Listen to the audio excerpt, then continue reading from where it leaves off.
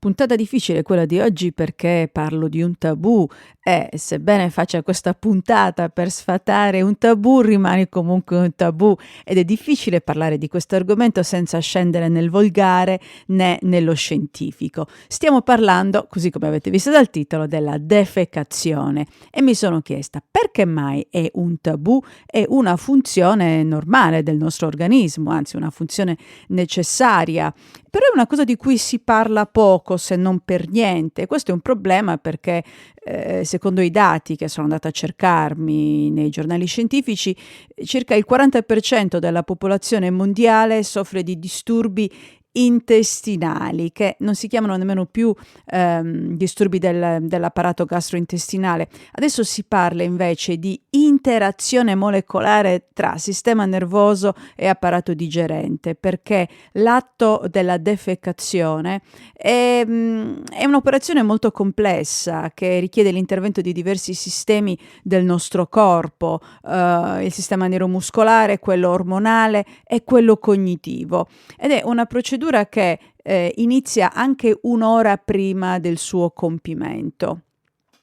Però, a parte queste nozioni, diciamo, tecniche, il defecare rimane un tabù, nonostante sia una cosa che noi tutti dobbiamo fare. E lo sappiamo bene, basti pensare all'imbarazzo che si prova quando si deve defecare e ci si trova a scuola oppure al lavoro. Si cerca almeno di farlo a casa propria, tra le quattro pareti del proprio bagno l'avrete provati tutti questa sensazione quando si torna da un lungo viaggio, il grande senso di sollievo che si ha quando finalmente si può usare di nuovo il gabinetto di casa. E anche l'uso dei gabinetti è un problema perché ci sono tantissime persone che non hanno accesso a un gabinetto con tutto quello che ne consegue, quindi la tranquillità di poter compiere l'operazione senza nessuno che disturbi. Pensiamo ai senza tetto, pensiamo alle persone che non hanno accesso a un gabinetto. Perché vi sto parlando della defecazione? Perché il mio amico Alessio,